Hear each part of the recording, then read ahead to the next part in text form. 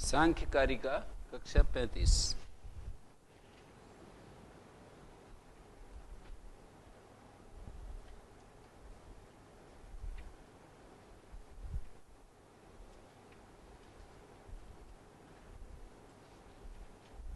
छत्तीस कारिकाएं हो गई।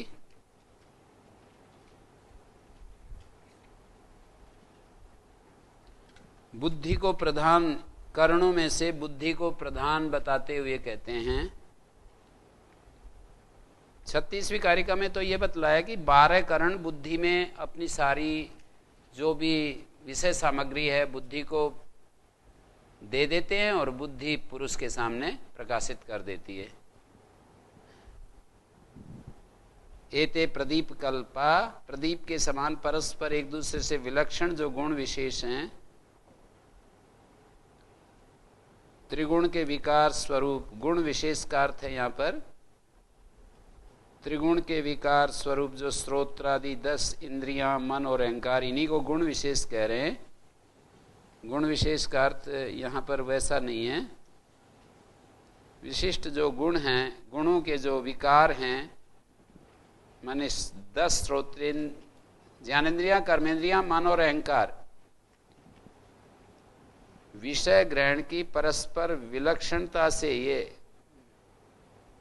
परस्पर भेद से विशिष्ट हुए भी प्रदीप के प्रकाशक तत्वों की भांति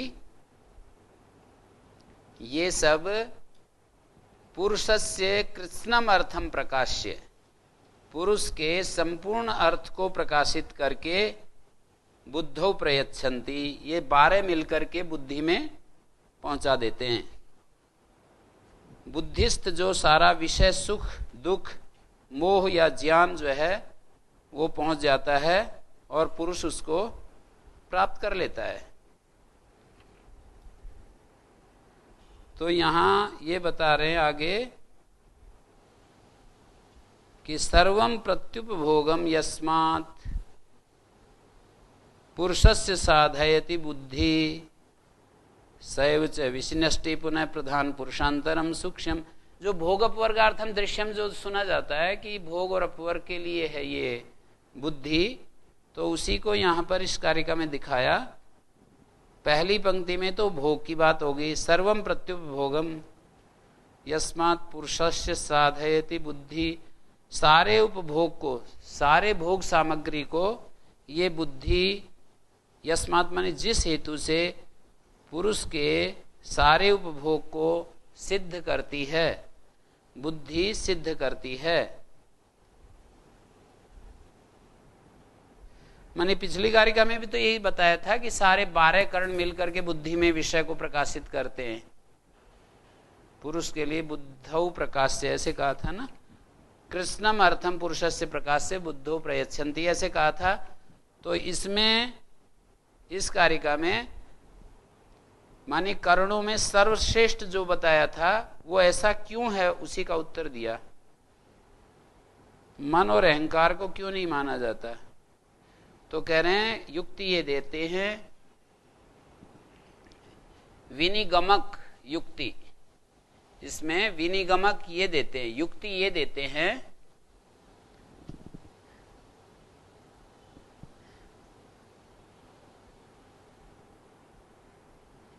कि भोग और अपवर्ग जैसे है तो उसमें भोग, पुरुष के प्रति जो भोग है, सर्वम प्रत्युपभोगम, उपभोगम उपभोगम प्रतीति प्रत्युपभोगम पुरुषस्य साधयति बुद्धि, ये बुद्धि तो सिद्ध करती है समस्त उपभोग भोग को, समस्त उपभोग को। ये कर्म अव्ययी भाव समास हो रहा है। सर्वम प्रत्युपभोगम साधयति बुद्धि सैवच, और वही बुद्धि प्रधान और पुरुष के सूक्ष्म अंतर को प्रकाशित करती है, विशेषित करती है। ये बुद्धि विवेक ख्याति बोलते हैं ना, उस स्थिति में ये तो परिवर्तनशील है, ये अपरिवर्तनशील है, ये बदलने वाला तत्व है हमारे अंदर, ये न बदलने वाला, ये तो बुद्धि है, ये पुरुष है। ये बुद्धि ही दोनों तत्वों को सामने रखती है, हमारे सामने बुद्धि ही प्रकाशित करती है इस बात को। सैव च विशिनष्टि, वही विशेषित करती है प्रधान और पुरुष के सूक्ष्म भेद को। विशिनष्टि का अर्थ ही है भेद करके बताना। प्रधान पुरुषांतरम सूक्ष्मम विशिनष्टि, विपूर्वक सिस धातु का प्रयोग है विशिनष्टि।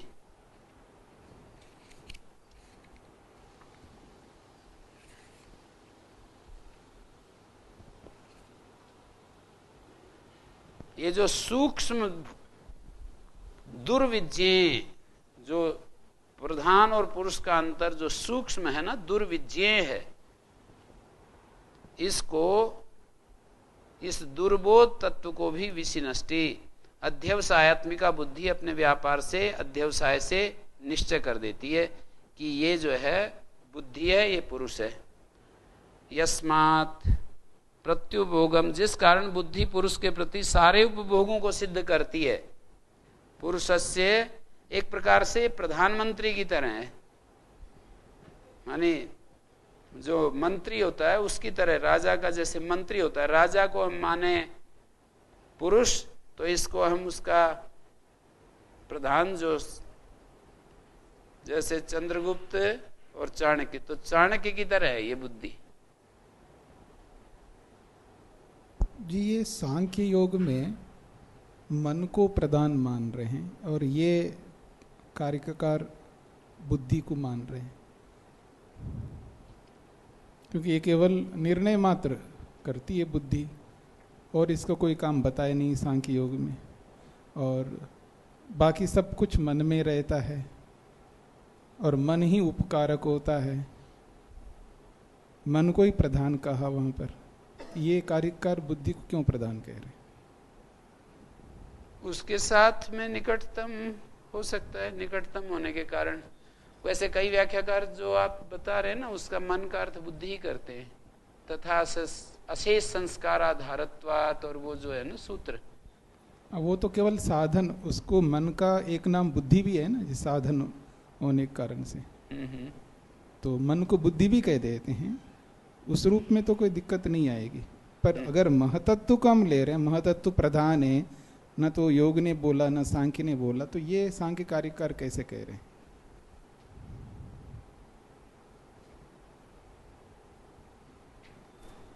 वैसे युक्ति से तो लगता है कि प्रधान ही है, जैसे आत्मा के निकटतम साधन है आत्मा का।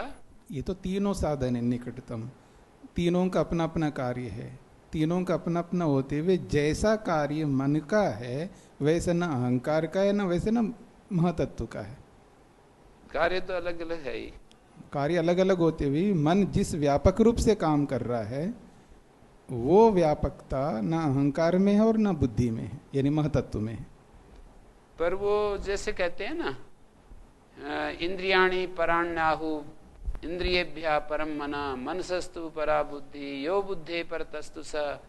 सूक्ष्मता में और श्रेष्ठता में बुद्धि को वैसे बताया। वहाँ तो सूक्ष्मता की दृष्टि है, श्रेष्ठता तो वहाँ है नहीं, वहाँ तो सूक्ष्मता की दृष्टि है। सूक्ष्मता भी और श्रेष्ठता भी व्याख्या करते हैं व्याख्याकार। नहीं, व्याख्याकार जो अगर करते हैं तो उसका हेतु बताना पड़ेगा ना जी। श्रेष्ठता तो अगर उसके कार्य के आधार पर, ईश्वर क्यों श्रेष्ठ हम मानते हैं आत्मा से, उसका कार्य है, उसके गुण भी ऐसे हैं और उसका कार्य भी वैसे ही है, इसलिए श्रेष्ठ। हम किसी भी व्यक्ति को हम श्रेष्ठ कहते हैं तो उसके गुण और उसके कार्यों के कारण से कहते हैं। तो हो सकता है इसलिए कहते हो कि जैसा ज्ञान होता है ना, वैसा ही मन और हमारी सारी प्रणाली जो तंत्र है ये कार्य करता है। ज्ञान के आधार पर ही हम चलते हैं। ज्ञान यदि हमारा शुद्ध है तो हमारी सारी प्रणाली शुद्धता से चलती है। मन, इंद्रियों, उनकी दिशा अलग होती है। बुद्धि का एकमात्र कार्य बताया निर्णय करना, उसके अलावा और उसका कोई काम है ही नहीं है। नहीं, निश्चय करना बताया ना, अध्यवसाय, वही कार्य है ना उसका। तो निश्चय जब उसने कर दिया कि ये ठीक है तेरे लिए, तो फिर अहंकार और मन और इंद्रियां सारी उसमें जुट जाती हैं, और जैसे ही वो कहता है कि ये ठीक नहीं है तो सारा तंत्र जो है उससे अलग हटने लगता है। तो बुद्धि इस अर्थ में तो महत्वपूर्ण है। हाँ, निश्चय करने रूप में महत्व है, जो उसमें कोई, मैं उसका मना नहीं कर रहा हूँ, केवल निश्चय करने में महत्व है उसका। पर जैसा बुद्धि, जैसा मन अपने अंदर सबको धारण करके रखता है और आत्मा के निकट रह करके उसको उपकारक है, उसके बिना कोई काम नहीं हो सकता। उसने सारा काम किया तब अंत में जाकर के वो निर्णय करता है। महत्व दोनों प्रक्रियाएं चलेंगी। उधर मन सारा काम करके और वो निर्णय करता है, और पहले निर्णय होता है और फिर मन और इंद्रियां और अहंकार ये प्रवृत्त होते हैं। जैसे प्रधानमंत्री निर्णय लेता है और सारा देश में वो निर्णय लागू हो जाता है। अन्योन्य आश्रय तो हो गई जी, उसमें तो मेरे कोई आपत्ति नहीं। अन्योन्य आश्रय होते हुए भी सांख्य और योग ने जिस महत्ता मन के लिए दी है, वो महत्ता बुद्धि के लिए नहीं दिया, यानी महतत्व के लिए नहीं दिया। अगर यही महतत्व ही अधिक श्रेष्ठ और अधिक महत्वपूर्ण है तो सांख्य योग ने तो इसकी चर्चा ही नहीं की, केवल अध्यवसाय के अतिरिक्त इसको और कुछ बोला ही नहीं। पर ये हम देखें कि अध्यवसाय तो इतना महत्वपूर्ण है। जैसे बड़े संस्था चलाने वाले लोग होते हैं ना, स्वामी जी यहाँ पर अध्यवसाय मात्र ही करते हैं और सारा तंत्र घूमता जाता है। और राष्ट्र में जैसे प्रधानमंत्री, उस रूप में तो मेरे कोई दिक्कत नहीं। अध्यवसाय जो है वो तो है, अहंकार अगर अहम की अनुभूति नहीं करा दे तो ये सब ना अध्यवसाय हो सकता है और ना मनन हो सकता, कुछ भी नहीं हो सकता। तब तो फिर अहंकार महत्वपूर्ण माना जाएगा। एक एक दृष्टि को हम ध्यान में रख करके देखेंगे ना जी, वही महान दिखेगा हमको। हाँ, वो तो ठीक है, पर सबसे पहले अध्यवसाय के बाद अभिमान, जब ऊपर से देखेंगे ना तो यहां से प्रेरित होकर के ये नीचे श्रृंखला चलती है। ये तो जी अन्योन्य आश्रय जी, आप नीचे से जाओ ऊपर से जाओ एक ही बात है, दोनों प्रकार से हैं। नीचे से जाए भी ना ऊपर से नहीं हो सकता। इस दृष्टि से देखेंगे तो नीचे से जाना पड़ेगा, और कहीं ऊपर से हम आएंगे, कहीं नीचे से जाएंगे। पर वो केवल ऊपर से नहीं हो सकता, केवल नीचे से नहीं हो सकता, दोनों अन्योन्य आश्रय है। जैसे वो ठीक है, पर जब हम यूं कहते हैं कि हमारा जैसा ज्ञान होता है वैसा ही अभिमान और वैसा ही संकल्प होता है, जैसा हमारा ज्ञान, जैसा हमारा ज्ञान बिना नीचे से ऊपर जाए बिना जैसा हमारा ज्ञान नहीं हो सकता। ज्ञान हमारा बना हुआ है एक हमारे भीतर कि ये तो हम प्रारंभ कर रहे हैं ना जी, ये प्रारंभ कर रहे हैं हम, तो प्रारंभ ही नहीं है यहाँ पर, तो ये तो अन्योन्य आश्रय है। वो तो ठीक है, पर ये जो ऐसा लगता है हमारा अस्तित्व में, माने जैसा एक ज्ञान हमारा स्थिति बनी हुई है उसके अनुसार हमारी सारी प्रवृत्तियां होती हैं। इसीलिए ऐसा कहते हैं ना कि यदि ये शुद्ध हो जाए तो ये सारा तंत्र जो है ना, फिर बुद्धि के शुद्ध होने से अभिमान भी शुद्ध हो सकता है, संकल्प भी शुद्ध हो सकते हैं, इंद्रियां भी शुद्ध हो सकती हैं। यदि इसकी शुद्धि पर हमने पूरा जोर दिया तो ये सारे शुद्ध हो सकते हैं। और माने पावरफुल तो इनको बताते ही है। जैसे कि गीता में भी ये कहा कि इंद्रियाणि पराण्याहु इंद्रियेभ्यः परम मना, इंद्रियां पराण्याहु, इंद्रियां उत्कृष्ट हैं पर इंद्रियों से मन उत्कृष्ट है, माने शक्तिशाली है। मनसस्तु परा बुद्धि या बुद्धे परतस्तु स एवं बुद्धे परम बुद्ध्वा संस्तभ्य आत्मान आत्मना, मानी बुद्धि से परे जो आत्मा है उसको उत्कृष्ट बताया, उसको जानकर और अपनी इस बुद्धि का नियंत्रण करके और इस नियंत्रण से फिर इस समस्त का नियंत्रण करो। जी, दृष्टिभेद से मेरा कोई आपत्ति नहीं है जी। इस दृष्टि से आप जो कह रहे हैं वो बुद्धि श्रेष्ठ हो जाएगी। दृष्टिभेद जब आ जाती है वहाँ पर तो एक एक जिसको आप मुख्यतः, ये तो ऐसी बात है, ब्रह्मचर्य को अगर सामने रखेंगे तो ब्रह्मचर्य से बढ़कर और कुछ दिखेगा नहीं है, क्योंकि हमने लक्ष्य ब्रह्मचर्य को बनाया। तब ब्रह्मचर्य से उत्कृष्ट कोई दिखेगा नहीं। जब हम गृहस्थ को हमने लक्ष्य बनाए तो गृहस्थ से उत्कृष्ट और कोई दिखेगा नहीं। तो ऐसे चारों आश्रमों के लिए हम कर सकते हैं। तो ऐसे ही यहाँ पर जब जिस दृष्टि को हमने रखा, महतत्व को लक्ष्य महतत्व बनाया, तो वही हम उसी के अनुसार व्याख्या करते जाएंगे। इस दृष्टि में से वही श्रेष्ठ बन जाएगा। ओवरऑल से अगर हम देखेंगे, सांख्य योग ने जिस मन को लेकर के सारी बातें कही है, सारा योग सारा सांख्य मन के आधार पर है, उस रूप में हम देखेंगे तो फिर वहाँ मन को प्रधान माना गया। इन्होंने जो कहा ये सांख्य और योग के आधार पर, तो इनको व्याख्या करनी चाहिए। ये अपनी व्याख्या कैसे कर रहे हैं? ये सांख्य कारिकाकार, ये अपनी व्याख्या है इनकी, सांख्य योग के अनुसार नहीं है इनकी व्याख्या। इस विषय में कह रहा हूँ मैं केवल।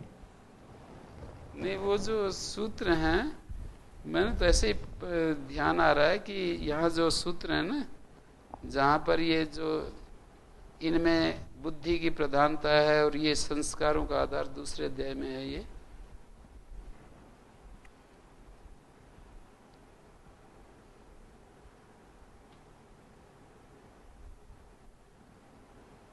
दूसरे अध्यवसाय बुद्धि तत्कार्यम धर्मादि, जैसे यहाँ दिखाया ना कि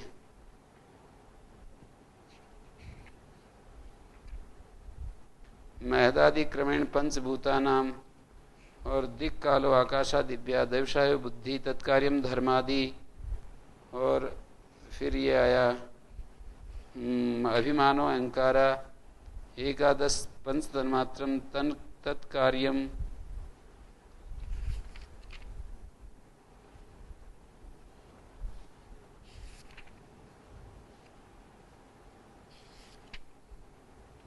उभयात्मकम मना युगुण परिणाम भेदात नानात्वम त्रयाणाम स्वालक्षण।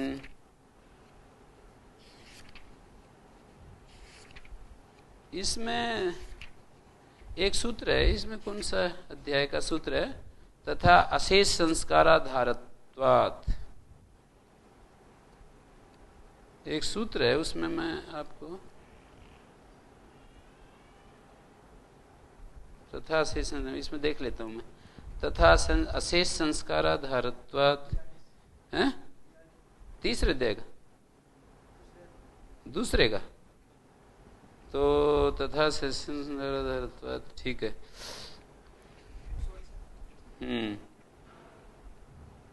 ठीक है। इंद्रियों में मन प्रधान, 11 इंद्रियों में मन की प्रधानता बताइए। जैसे ये लिखा है ना, द्वयो प्रधानम मनोलोकवत भृत्येषु, 11 इंद्रियों में तो मन की प्रधानता दिखाइए। और इस प्रसंग में तो ठीक है, द्वयो प्रधानम मनोलोकवत भृत्य वर्गेषु, आंतर बाह्य प्रकार के इंद्रियों में मन जो है वो प्रधान है, ऐसे दिखा दिया। अव्यभिचारा तथा शेष संस्काराधारत्वात्,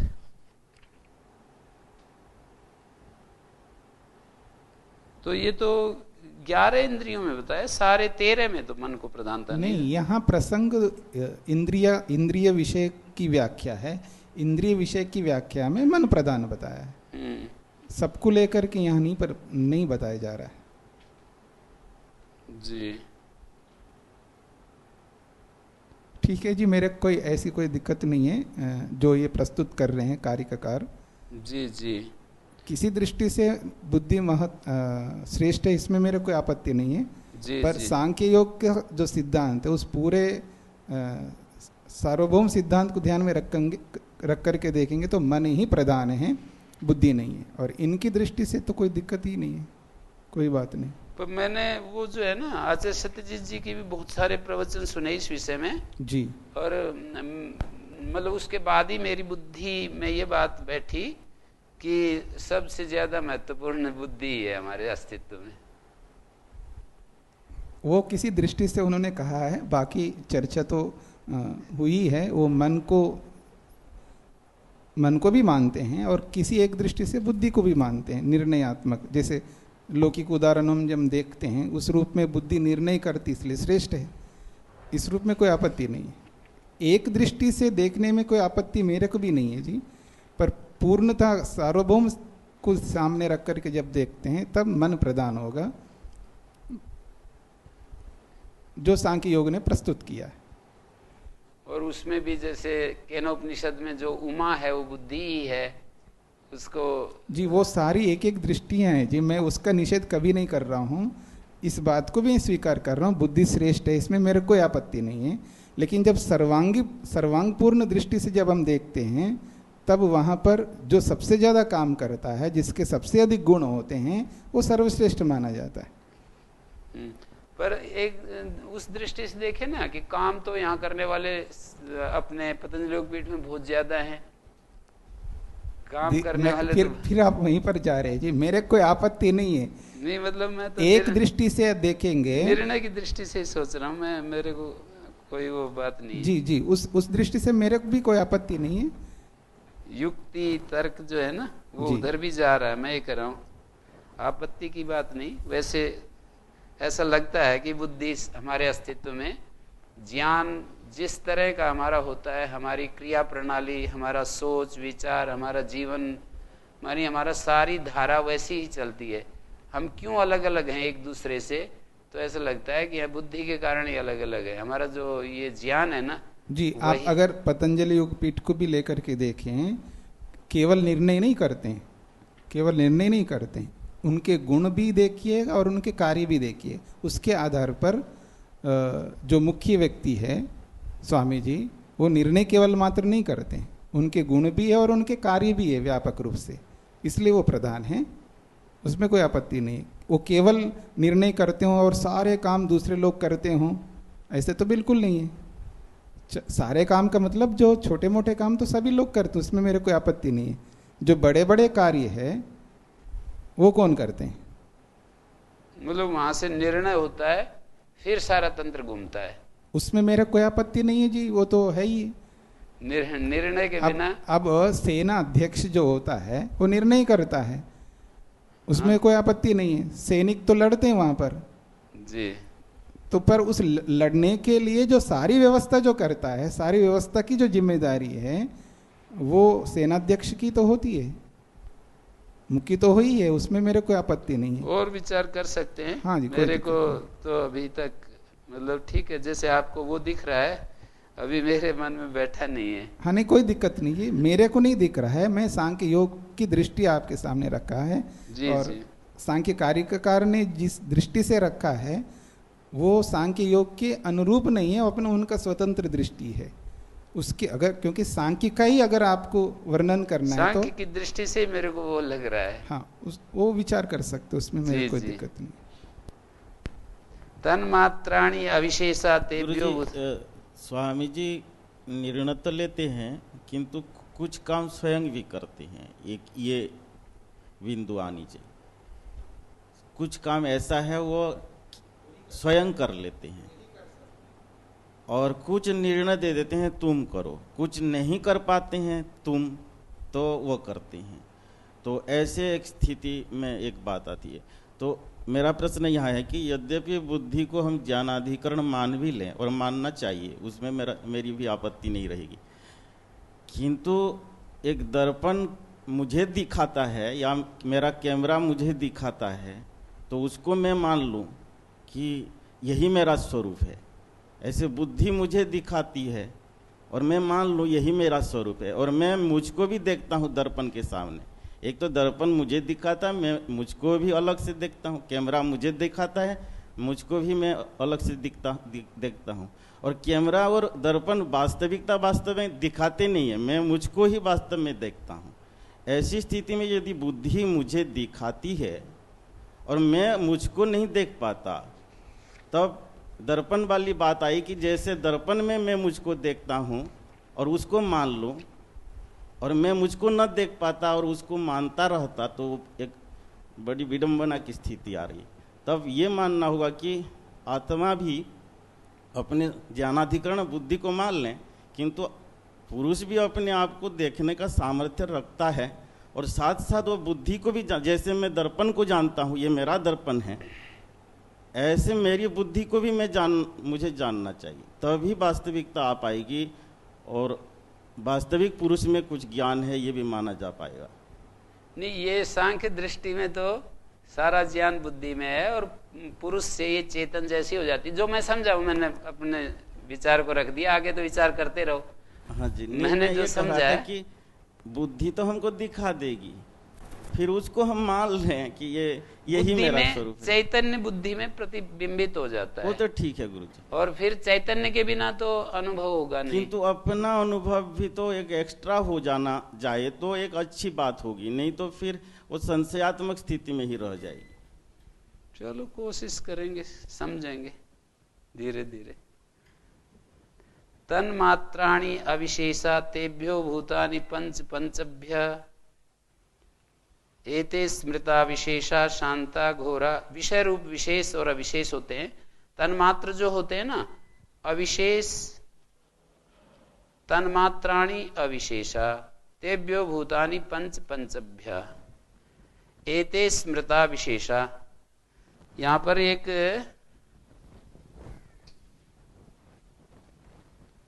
जैसे तन्मात्र होते हैं और एक उनसे महाभूत हो जाते हैं, महाभूत।